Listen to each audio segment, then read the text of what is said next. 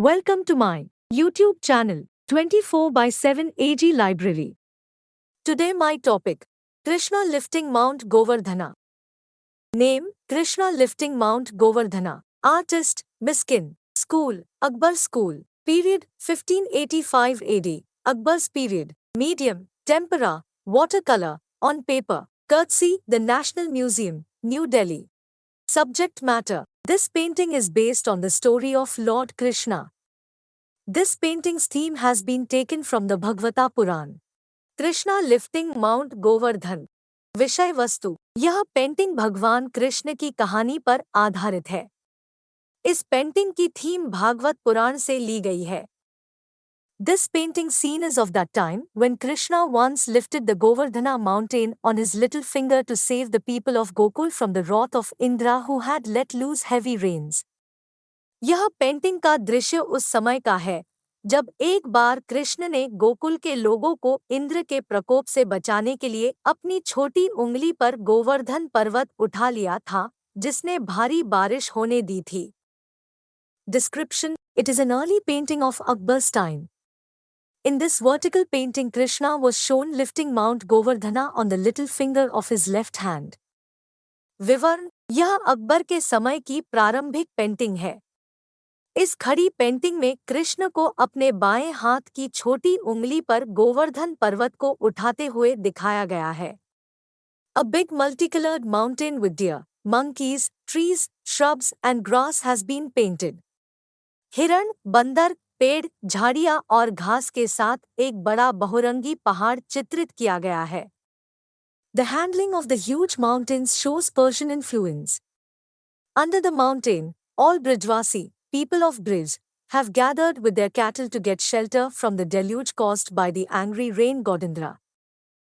विशाल पहाड़ों की हैंडलिंग फारसी प्रभाव को दर्शाती है. पहाड़ के नीचे सभी ब्रिजवासी अपने मवेशियों के साथ क्रोधित वर्षा देवता इंद्र के कारण हुए जल प्रलय से आश्रय लेने के लिए एकत्र हुए हैं. On the top, sky is shown with blue color. Even under the mountain, dark blue color sky is shown. ऊपर आसमान को नीले रंग से दिखाया गया है. पहाड़ के नीचे भी गहरा नीला रंग आसमान दिखाया गया है. Lord Krishna is painted in large size, Virata Rupa. Krishna is dressed in his pitambar, deep yellow, with a large garland of white flowers, standing in a relaxed posture lifting the huge mountain effortlessly. भगवान कृष्ण को बड़े आकार, विराट रूपा में चित्रित किया गया है. कृष्ण अपने पीतांबर, गहरे पीले, में सफेद फूलों की एक बड़ी माला पहने हुए हैं, जो आराम से खड़े होकर विशाल पर्वत को सहजता से उठा रहे हैं. Mostly figures are 1.5 chashm, 1.5 eye, which is also an influence of Persian art. अधिकतर आकृतियां 1.5 चश्म, 1.5 आँख की होती है, जो फारसी कला का भी प्रभाव है. On the right side of Krishna, tree is shown in bright green color. Krishna के दाहिनी ओर पेड़ को चमकीले हरे रंग में दिखाया गया है. Miskin, often called Miskina, was one of the finest painters in the court of the Mughal Emperor Akbar in 1580s. Miskin, जिसे अक्सर मिस्किना कहा जाता है, 1580 के दशक में मुगल सम्राट अकबर के दरबार में बेहतरीन चित्रकारों में से एक था. Mughal ateliers artists' workshops flourished under Emperor Akbar, whose reign lasted for about 50 years from 1556 to 1605. Mughal atelier कलाकार कार्यशालाएं सम्राट अकबर के अधीन फली फूली, जिनका शासन 1556 से 1605 तक लगभग 50 वर्षों तक चला. Miskin's father Mahesh was also a court painter as listed in the Enai Akbari. There is a reference in it which says that both Mahesh and Miskin were among Akbar's outstanding painters. Miskin के पिता महेश भी एक दरबारी चित्रकार थे, जैसा कि ऐन अकबरी में सूचीबद्ध है. इसमें एक संदर्भ है जो कहता है कि महेश और मिस्किन दोनों अकबर के उत्कृष्ट चित्रकारों में से थे. Miskin's talent allowed him to rise rapidly from an apprentice to a master in the 1580. Miskin की प्रतिभा ने उन्हें 1580 में एक प्रशिक्षु से एक मास्टर के रूप में तेजी से बढ़ने की अनुमति दी।